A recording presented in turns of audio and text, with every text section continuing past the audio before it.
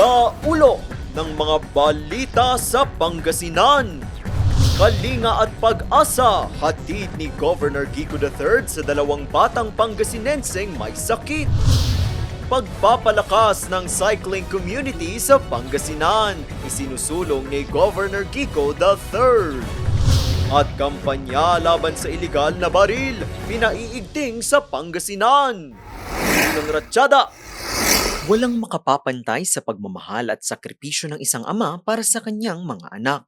Patunay dito si Christopher mula sa Basista, Pangasinan na walang pagod na itinataguyod ang mga anak na sina Mark Joshua at Cristel. Pareho silang may neurofibromatosis na sanhi ng pagkakaroon nila ng bukol o tumor sa iba't ibang bahagi ng katawan. Naapektuhan na rin ang kanilang paningin. Gaya ni Tatay Christopher, bilang isa ring mapagmahal at mapaggalingang ama ng Pangasinan, personal na binisita ni Governor Ramon Monmon V. Gico III ang pamilya. Hello, bless.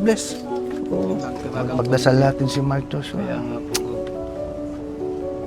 Kaya lagi ang Pagalingin ka ng ating Panginoon. Ha? po. Halika, atid natin sa ambulansya. Salamat po. Agad ipinag-utos ni Governor Monmon na maipasuri sa Pangasinan Provincial Hospital ang magkapatid. Sinigurado rin niyang mabibigyan ng sapat na medikal na atensyon at tulong pinansyal ang dalawa at maging ang kanilang ama. I-undergo si Mark Joshua ng 2D Echo kasi nagpa-x-ray po tayo, chest x-ray, nakita po na malaki yung heart niya o may cardiomegaly po siya. So, pina-2D Echo po namin siya, meron po pala siyang rheumatic heart disease. At the same time, ito po, meron siyang problem dun sa mga parang pintuan ng kanyang puso. Si Joshua po pala, nakita rin po sa kanyang dugo na bababa ang hemoglobin hematocrit po niya. So, anemic po talaga si Joshua. Kaya nagkaroon po kami ng pagsalin ng dugo sa kanya na nakatulong naman pong itaas yung kanyang hemoglobin at hematocrit. Kailangan na lang po niyang maggamutan para po mas mapataas pa po yung levels ng dugo po.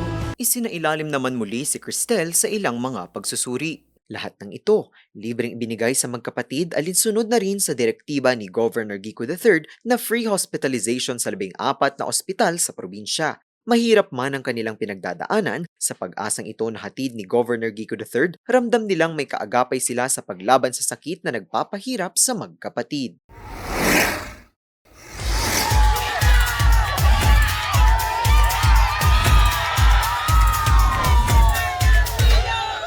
Hindi lamang magaling sa pamumuno, kundi maging sa sports. Pinatunayan niya ni Pangasinan Governor Ramon Monmon V. Gico III nang pangunahan niya ang karera sa katatapos lamang na Tour de Pangasinan Padyak sa Kalayaan 2026. Dinaluhan nito ng libu-libong mga siklistang Pangasinense. Patunay na dapat daw isulong ang pagbibisikleta sa probinsya. Biking is one of the healthiest and best modalities of transportation. So natutuwa ako na kahit papano ay marami pa rin sa atin dito sa ating lalawigan ng Pangasinan ang cycling enthusiast. Next year, okay ba kayong gawin ulit natin ito? Okay. Kwento niya, noon pa lamang ay buo na ang suporta ng kanilang pamilya sa pagbibisikleta at ganitong mga aktibidad. Alam nyo, nung ako'y bata pa lamang, yung aking lolo, si former Mayor Ramon J. Gico Sr. ay cycling enthusiast.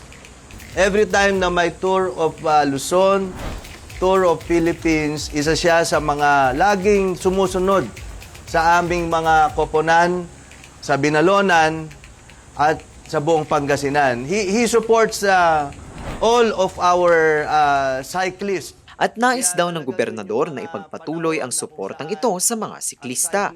Masaya at laking pasasalamat naman ng mga enthusiasts sa pangakong ito ni Governor Monmon. Inaasahang simula pa lamang ito ng mga sunod-sunod ng aktibidad para sa komunidad ng mga siklista ng probinsya. Aabot sa 312 mga baril ang isinailalim sa Showdown Inspection of Confiscated, Surrendered, Deposited and Recovered Firearms ang isinagawa ng Pangasinan PPO kahapon June 16. Layo nitong maisulong at mapalakas pa ang kampanya laban sa ilegal na baril na maaaring maging sanhi ng mga krimen. Parte ito ng pagsiguro ng seguridad ng mga Pangasinense base na rin sa kahilingan ni Governor Ramon Monmon V. Gico III. Ayon sa Pangasinan PNP, patunay ito ng kanilang pagsunod sa pangakong pagprotekta sa mga komunidad. Mahalagang paghahanda rin daw ito para sa nalalapit na barangay at SK elections 2026. Hinihikayat naman nila ang mga posibleng nagmamay-ari pa ng mga baril na hindi nakarehistro na isuko at ideposito muna ang mga ito at sumunod sa tamang proseso ng isang gun owner.